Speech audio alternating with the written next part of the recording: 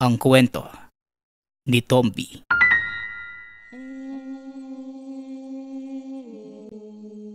Ang kwentong ito ay hango sa totoong buhay. Mula ito sa isa nating tagapakinig.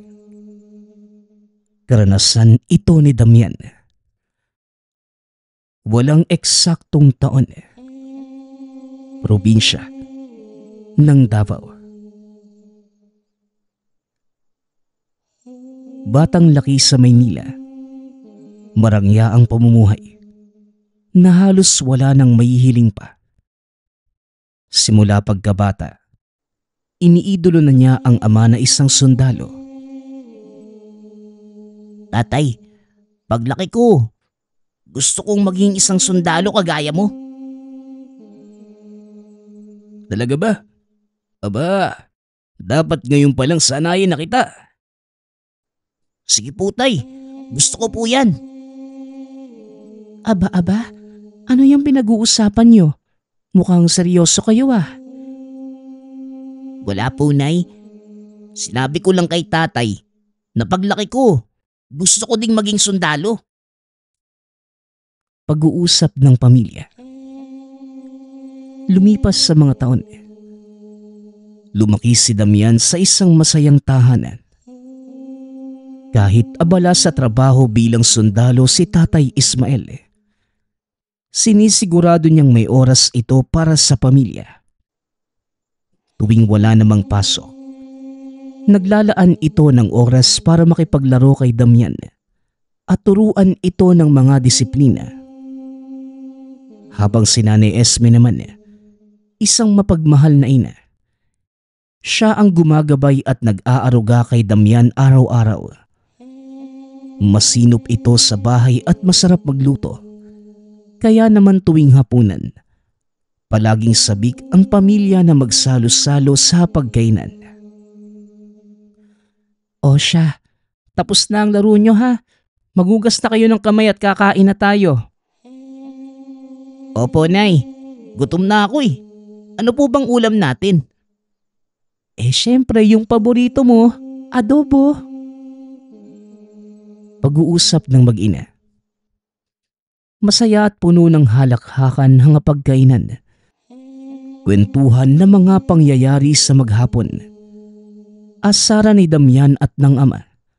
At malambing na pagsaway ni Nanay Esme. Ganito palagi ang gabi ng mag-anak. Sa kabila ng marangyang pamumuhay nila sa Maynila, itinuro ni Tatay Ismael at Nanay Esme kay Damian ang kahalagahan ng kasipagan at respeto sa kapwa.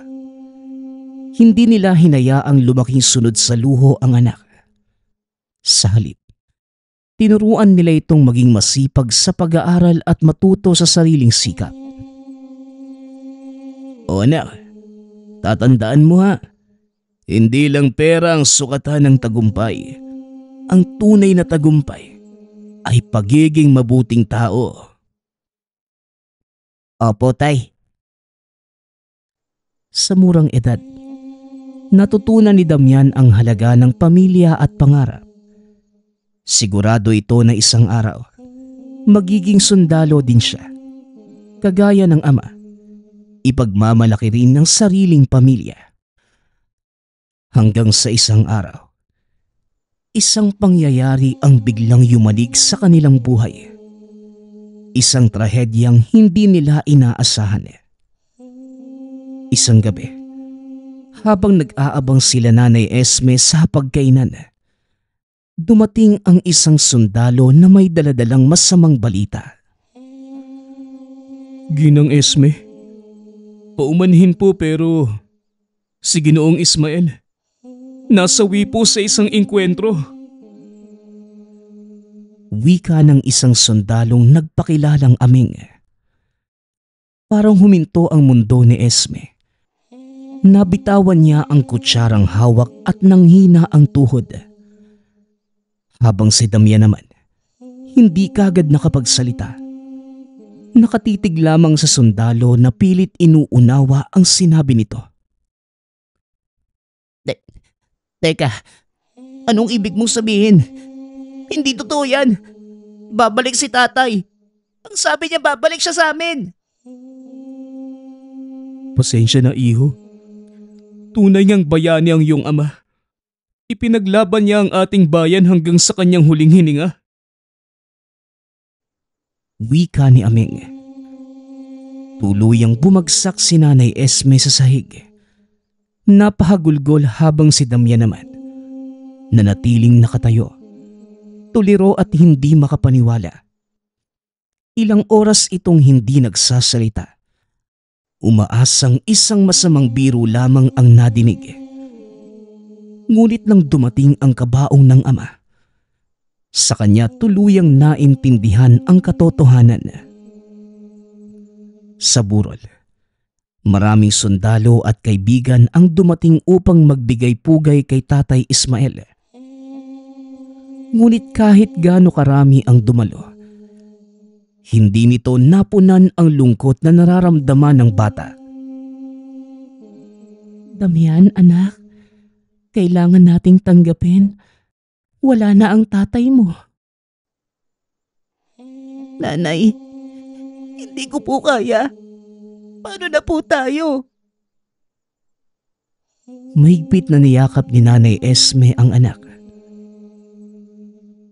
Kakayanin natin, anak. Para sa tatay mo.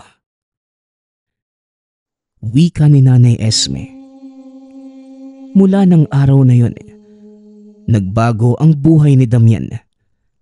Ang dating masayang tahanan ay napalitan ng katahimikan.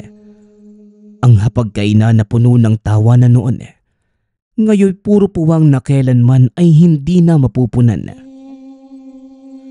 Ngunit sa kabila ng lungkot, isang bagay ang nanatili sa puso ni Damian. Ang pangarap na maging sundalo, hindi lamang para sa sarili, kundi para ipagpatuloy ang sinimula ng ama. Matapos ang libing ni Tatay Ismael, nagpasya si Nanay Esme na umuwi silang mag-ina sa probinsya ng Davao. Wala din silang ibang maaasahan sa Maynila. Hindi naging madali ang kanilang pag-alis. Bawat sulok ng tahanan ay puno ng alaala ng asawa. Habang nasa biyahe, tahimik lamang si Damian at nakadungaw sa bintana ng bus. Pinagmamasdan ang mga nadaraanan nilang lugar. Malayo ito sa magagarang gusali sa Maynila. Dito puro puno, malalawak na palayan at mga simpleng bahay ang makikita. Pagkarating sa isang maliit na baryo, sinalubong naman sila ng ilang kamag-anak. Dito nakatira ang tiyuhin, si Donnie, na matagal nang naninirahan sa probinsya. Esme, Damian, mabuti at nakadating na kayo. Pasok! Tara, pasok kayo! Wika ni Donnie. Nagpatuloy sila sa loob ng tahanan. Isang simpleng kubo na gawa sa kahoy at pawid. Malayo ito sa dating bahay nila sa Maynila. Ngunit mainit ang pagtanggap sa kanila. Hindi naging madali ang buhay ni Damian sa probinsya. Sa Maynila, nasanay ito sa marangyang buhay. Kailangan niyang matutong mamuhay ng simple. Walang telebisyon, walang kuryente, at higit sa lahat, wala nang madaling paraan para makuha ang gusto. Kailangan niyang mag-igib ng tubig, tumulong sa pagtatanim, gumising ng maaga para pumasok sa eskwelahan na ilang kilometro ang layo mula sa tahanan. Anak, naiintindihan ko kung mahirap ito para sa'yo. Pero kailangan nating magsimula ulit. Wika ni Nanay Esme. Sa eskwelahan, hindi din naging madali ang pakikibagay ni Damian. Karamihan sa mga kaklase ay lumaki sa hirap at may ilan sa kanila na hindi kagad matanggap ang isang batang Maynila na ngayon ay naroon na sa probinsya. Uy, siya yung bagong dating, di ba? Ang yabang daw nito eh. Laki daw sa syudad. Tignan natin kung kaya niya ang buhay dito. Wika ng mga kaklase. Narinig ito ni Damian. Ngunit hindi na lamang sumagot. Sa halip ay tinuloy na lamang ang paglalakad papunta sa kanyang upuan. Dumaan ang mga buwan. Unti-unti nang natutunan ni Damian ang buhay sa probinsya. Napilitan itong maging matibay at magsikap. Kung noon, sanay itong may nag-aasikaso sa kanya. Ngunit ngayon natutunan niyang magbanat ng sariling buto. Sa ilalim na matinding sikat ng araw, natutunan niyang mag-araro kasama ang tiyuhin. Natutunan niyang mag-igib ng tubig sa poso at mag-ani ng gulay kasama ang ina. Isang araw, habang nagpapahinga, natanong siya ni Tio Donnie. Ano Damian? Mahirap ba rito sa probinsya? Opo, Tio. Pero natutunan ko na ring mahalin yung buhay dito. Tugon ni Damian. Alam mo, minsan ang hirap ay hindi parusa, kundi pagsubok lamang para mas tumibay tayo. Muling wika ng tiyuhin. Sa puntong yun, unti-unting nagbago ang pananaw ni Damian. Hindi na ito ang dating batang nasanay sa marangyang buhay. Ngayon ay isa na itong matibay at masipag na bata. Ngunit sa kabila ng lahat ng pagbabagong ito, hindi pa rin niya nakalimutan ang isang bagay. Ang pangarap na maging sundalo katulad ng ama. Isang hapon, habang pauwi si Damian mula sa eskwelahan, nadaanan niya ang isang bakanting lote kung saan may isang batang lalaki na abala sa pagsisibak ng kahoy. Mukhang kasing edad lamang niya ito at halatang sanay sa mabigat na gawain. Dahil gusto niyang makihalubilo sa mga taga roon, lumapit ito at nakipag-usap.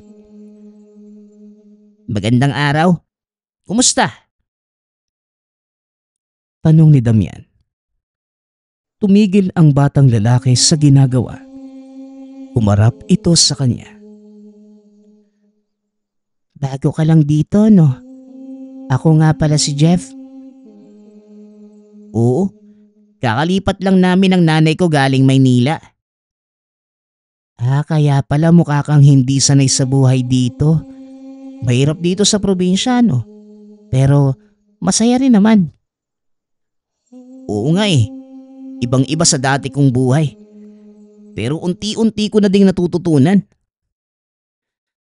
Pag-uusap ng dalawa. Napangiti si Jeff at inabot ang kamay niya para makipagkamay. Ayos. Kung gusto mo, tuturuan kita ng ilang bagay tungkol sa buhay probinsya. Uy sige, maraming salamat ha. Mula ng araw na yon, naging matalik na magkaibigan sina Damian at Jeff. Magkasama silang pumapasok sa eskwelahan, naglalaro sa bukid at natutong mangisda sa ilog. Itinuring na rin silang magkapatid na mga tao sa baryo. Isang araw, habang nakaupo sila sa ilalim ng isang punong mangga, napag-usapan nila ang kanilang mga pangarap. Damian, ano ba yung gusto mo maging paglaki mo? Ako? Gusto ko talagang maging sundalo. Kagaya ng tatay ko. Wika ni Damian. Napatango si Jeff. Halatang humanga sa determinasyon ni Damian. Ang galing. Ang galing mo naman. Balang araw, sigurado ako matutupad mo yan. Wika ni Jeff. Napangiti si Damian. Sa kabila ng lahat ng pinagdaanan niya, pakiramdam nito ay unti-unti niyang natatagpuan ang bagong tahanan. Hindi lamang sa baryo, kundi sa mga taong handang tanggapin siya bilang isa sa kanila. Lumipas ang mga linggo. Unti-unti nang nasasanay si Damian sa buhay probinsya. Ngunit may isang bagay itong napansin na tila kakaiba. Ang mga hayop sa paligid ay parang masyadong malapit sa kanya. Madalas niyang mahuli ang mga baka at kalabaw na nakatingin sa kanya ng matagal. Kapag dumaraan ito sa bakuran ng kapitbahay, ang mga manok ay lumalapit sa kanya na parang gustong makipaglaro. Minsan pa nga, isang kalabaw ang hindi umalis sa harapan ng tahanan hanggang sa siya na mismo ang lumapit at hinaplos ito. Isang araw, habang nag-iigib siya sa poso, lumapit si Jeff at napansin ang kakaibang nangyayari. Damian, napansin mo ba yon? Parang ang lapit sa'yo ng kalabaw na yun ah. Oo nga eh. Parang gusto niya akong sundan kahit saan ako magpunta. Alam mo, bihira lang mangyari yan. Dito sa baryo may mga matatandang nagsasabi na kapag ang mga hayop ay lapit ng lapit sa isang tao, baka may kakaiba itong kakayahan. Wika ni Jeff. Napakunot ang noo ni Damian. Hindi niya alam kung anong ibig sabihin ng kaibigan. Ngunit may isang bagay siyang sigurado. Pakiramdam niya, naiintindihan niya ang mga hayop sa paligid. Hindi man nagsasalita, ngunit parang may koneksyon siya sa kanila. Nang gabing yun, habang nakahiga na sa papag at nakatingin sa kisame, bigla niyang naalala ang ama. Tatay, ano po kaya ang ibig sabihin nito? Kinabukasan, habang naglalakad sa palayan, lumapit sa kanya ang isang matandang lalaki. Si Mang Lorenzo, isang albularyo sa kanilang baryo. Damian, bata, napapansin kong kakaiba ka. Alam mo ba ang ibig sabihin niya? Tanong na matanda. Nagkatinginan sina Damian at Jeff. Hindi pa man alam ni Damian ang kasagutan. Ngunit ramdam niya na may malalim na kahulugan ang nangyayari sa kanya. Ano po bang ibig niyong sabihin, Mang Lorenzo? Bata, hindi lahat ng tao ay may ganyang koneksyon sa mga hayop. Ikaw ay naiiba. Ibig niyo pong sabihin, may kakaibang kakayahan si Damian? Tanong ni Jeff. Napangiti ang matanda at dahan-dahang tumango. Noong pa man, may ilang tao nang ipinanganak na may kakayahang makaramdam at makaunawa sa nilalang ng kalikasan. Mga hayop, halaman, at maging ang hindi natin nakikita. Tinatawag silang pinagpala.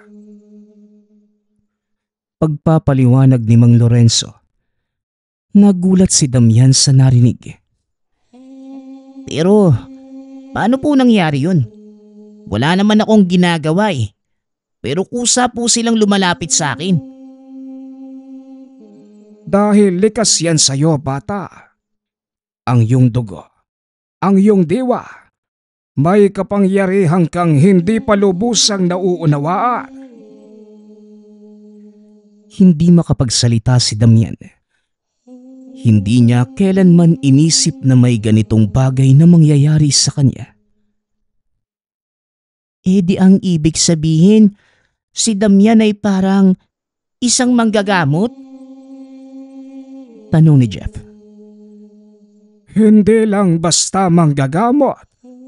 Ang isang tunay na pinagpala ay tagapagbalanse ng enerhiya sa paligid, tagapagligtas ng may sakit, tagapamagitan sa pagitan ng mga tao at ng kalikasan. Tugon ni Mang Lorenzo. Napaisip si Damian. Hindi niya alam kung matutuwa ba ito o matatakot sa bagong natuklasan tungkol sa sarili. Ngunit isang bagay lamang ang sigurado. Mula nang dumating siya sa baryo, may kung anong pwersang nagtutulak sa kanya upang matuklasan ang tunay niyang pagkatao. Pero paano ko naman po malalaman kung totoo nga ito? Tanong ni Damian. Ngumiti lamang si Mang Lorenzo. Tumingin sa kanya ng matalim. Darating ang tamang panahon, Damian. At kapag dumating na ang pagsubok, ikaw mismo ang makakaalam ng sagot. Tugon ni Mang Lorenzo. Mula ng araw na yon, hindi na maalis sa isipan ni Damian ang sinabi ng matanda. Isang hapon, habang naglalakad si Damian sa likod ng tahanan, napansin niya ang isang puno ng mangga na hitik sa bunga. Naengganyo itong umakyat upang kumuha ng ilang hinog na mangga. Sanay na ito sa ganitong gawain. Kaya mabilis nitong narating ang isang malaking sanga. Habang abala sa pagpitas ng mangga, bigla itong may nadinig na kakaibang tunog. Isang tunog na parang isang ahas. Nang lumingon siya, nanlaki ang mga mata. Sa hindi kalayuan, may isang makamandag na ahas na kulay itim na nakapulupot sa isang sanga. Isang kobra. Ang mga mata nito ay tila may kakaibang liwanag at ang katawan nito ay kumikislap sa ilalim ng sikat ng araw. Ngunit sa halip na matakot, hindi gumalaw si Damian. Parang may nagsasabi sa kanya na huwag matakot at huwag tumakbo. Doon, laking gulat niya nang biglang nagsalita ang kobra.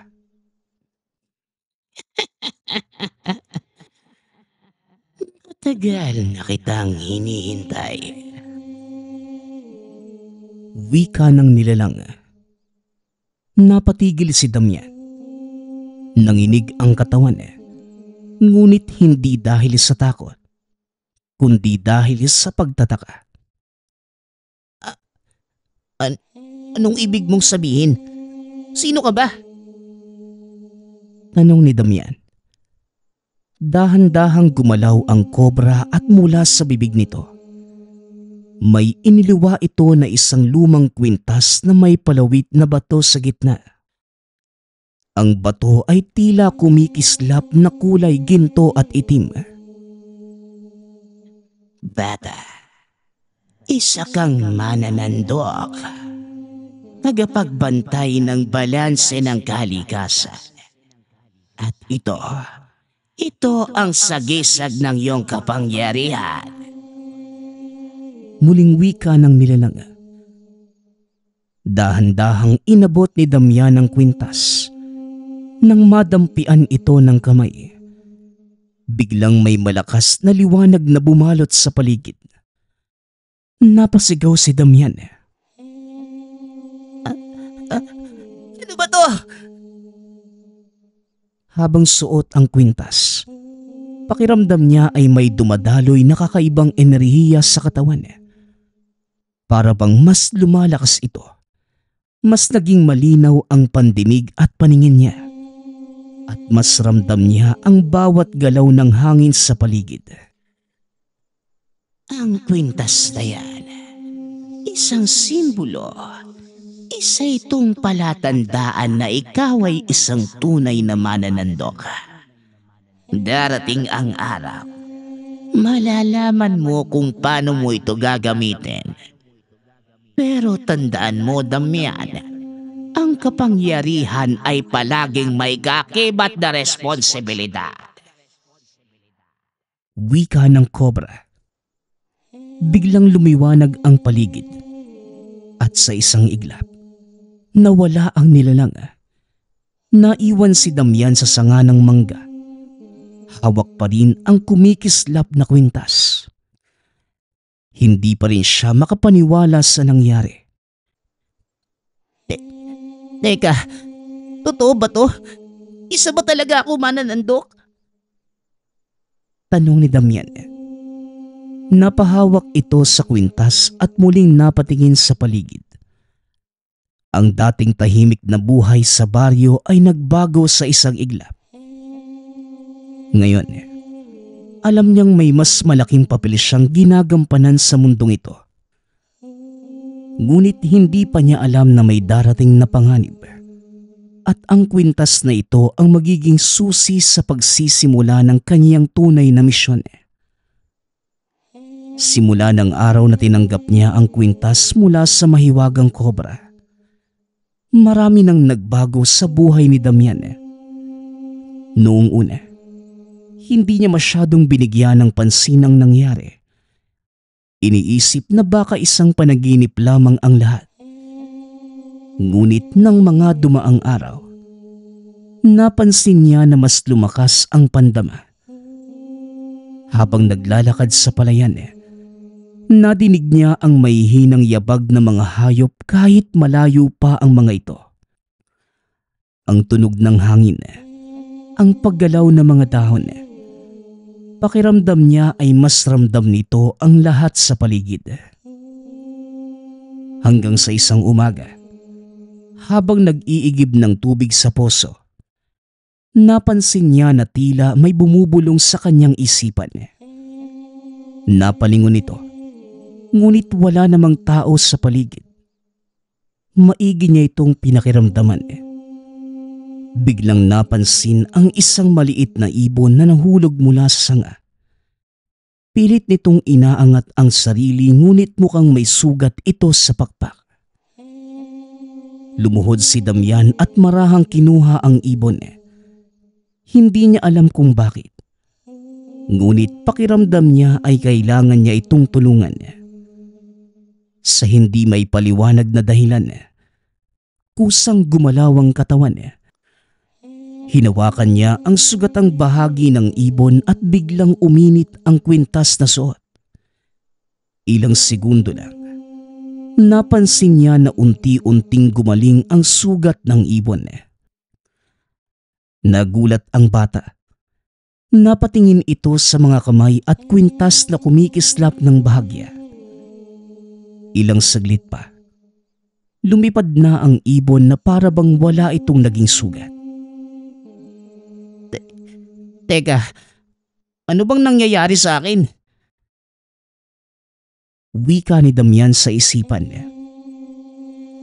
Dahil sa mga kakaibang pangyayaring ito, hindi mapakali si Damian. Hindi niya alam kung sino ang dapat niyang lapitan para ipaliwanag ang nangyayari sa kanya. Hanggang sa isang gabi, lumapit ito kay Mang Lorenzo. Mang Lorenzo, may gusto po sana ako itanong. Tungkol saan ba, iho? Tugon ng matanda. Huminga ng malalim si Damian at nilabas ang kwintas mula sa ilalim ng damit. Kasi po, simula nang ibigay ito sa akin, may mga kakaibang bagay na ako nararamdaman. Mas matalas po yung pandinig ko. Mas malakas din po yung pakiramdam ko sa paligid at… Saglit itong nagdalawang isip bago sabihin ang sumunod na bahagi. At parang may kakayahan akong magpagaling. Ngunit tila hindi nagulat si Mang Lorenzo. Sa halip, ngumiti lamang ito at tumango. Huwag kang matakot, Damian. Ang kapangyarihang yan ay isang biyaya. Ngunit tandaan mo na hindi ito basta-basta. Sa likod ng kakayahang yan, may mga pagsubok itong kaakibat. Pagsubok? Anong klase naman pong pagsubok, Mang Lorenzo? Tumingin ang matanda sa malayo. Tila may iniisip na malalim. May mga taong hindi matutuwa sa pagkakaroon mo ng kapangyarihan. May ilan na gagamitin ito para sa masama. Kaya dapat mong matutunang kontrolin ito bago pa mahuli ang lahat. Pagpapaliwanag ni Mang Lorenzo. Napalunok si Damian. Hindi niya pa man lubusang nauunawaan ang kakayahan. Ngunit alam niya na hindi ito isang ordinaryong buhay. At sa hindi inaasahang pagkakataon, isang gabi, may pangyayaring nagpatunay na hindi talaga magiging normal ang kanyang buhay. Sa paglipas ng mga araw, mas lalong lumalim ang koneksyon ni Damian sa kalikasan. Hindi lamang niya naiintindihan ang damdamin ng mga hayop, ngunit tila naiintindihan din niya ang kanilang wika. Kapag dumadaan naman sa palayan, ang mga ibon ay tila bumabati sa kanya. Kapag nasa kakahuyan naman, ang mga hayop ay hindi natatakot sa kanya.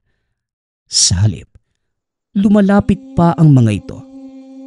Kahit ang mga aso at pusa sa baryo, parang alam nilang iba si Damian sa lahat.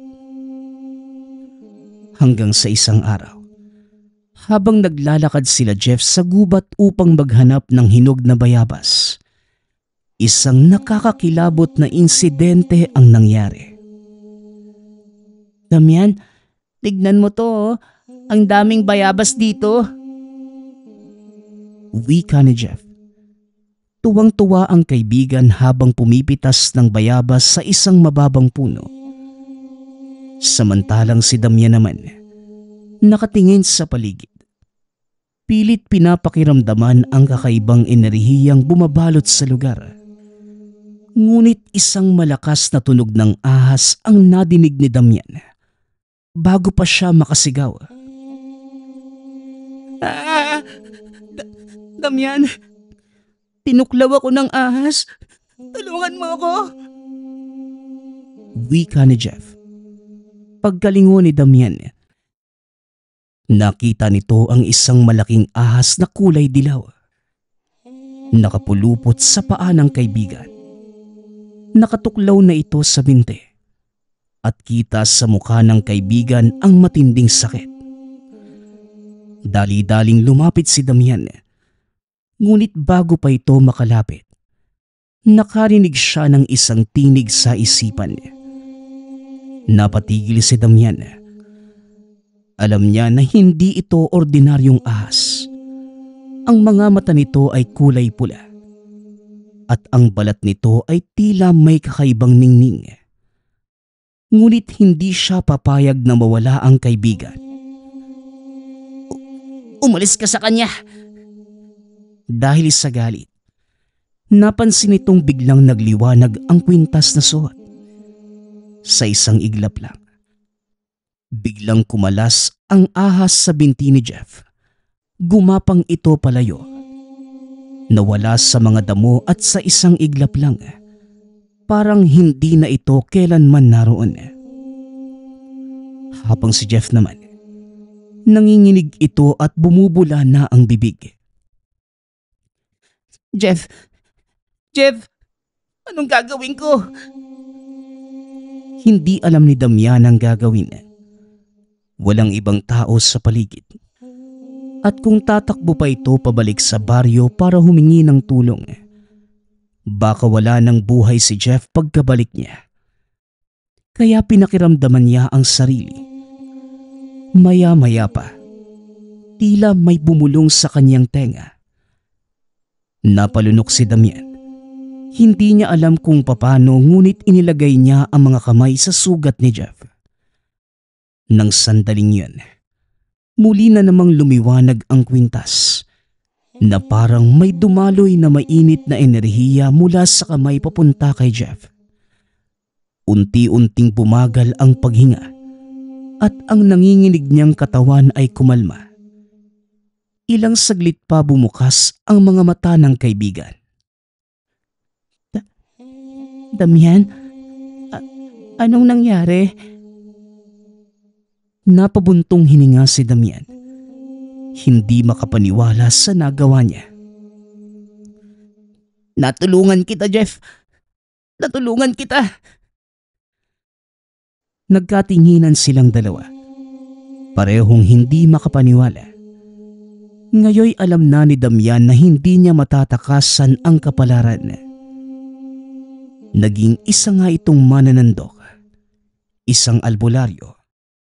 At ngayong natuklasan niya na kaya niyang gumawa ng himala mula nang mailigtas ang kaibigan sa makamandag na ahas. Kumalat sa buong baryo ang tungkol kay Damian. Maraming nakakita kung paano niya ginamit ang kanyang mga kamay upang mapagaling ang sugat ng kaibigan. Sa simula, maraming hindi makapaniwala. May ilan pang natakot. Iniisip na baka may itim na kapangyarihan si Damian. Ngunit habang dumaraan ang mga araw, maraming lumalapit sa kanya upang humingi ng tulong. Mga may sakit, sugatan, nangihina, at yung iba naman ay nakagat ng makamandag na hayop. Dahan-dahan, tinanggap ng baryo ang katotohanan. Si Damian ay hindi isang ordinaryong bata. Isa itong mananandok, isang albularyo na may kakayahang magpagaling. Ngunit ang kapangyarihan ay may kaakibat na responsibilidad. Isang gabi, habang nagpapahinga si Damian sa kanilang kubo, isang mag-anak ang dumating. Halatang balisa at takot na takot. Damian, tulungan mo kami. Ang anak ko, natuklaw ng kobra. Daladala ng mag-asawa ang anak. Isang batang lalaki na nasa 10 taong gulang. Nangingitim na ang balat, malamig na ang katawan, at namimilipit sa sobrang sakit. Kagad namang lumapit si Damian upang tignan ng bata. Ngunit nang idampi niya ang kamay sa noo nito, kagad siyang nagdadalawang isip. May kakaibang enerhiya siyang naramdaman. Mas malamig kesa normal at mas mabigat. At nang imulat niya ang mga mata, nakita niya ang isang aninong bumabalot sa bata. Isang itim na usok na unti-unting lumalabas mula sa katawan nito. Napaatras naman si Damian. Hindi po ito isang ordinaryong sakit. Sigurado po ako na merong nangyanggaw sa kanya. Pasensya na ho, pero hindi ko po siya maaaring gamutin. Wika ni Damian. Nagulat ang mga magulang ng bata. Anong ibig mong sabihin, Damian? Tulungan mo ang anak ko. Ikaw lang ang may kakayahang makapagligtas sa kanya. Pakiusap po. Tulungan po ako. Nanginginig ang mga kamay ni Damian. Alam niyang hindi ito ordinaryong lason. May umanggaw sa bata na isang aswang. At kung gagamutin niya ito, maaaring lumipat sa kanya ang sumpa. Ngunit hindi rin niya kayang pabayaan ang bata. Napabuntong hininga si Damian, saka tumango. Itatali ko po siya.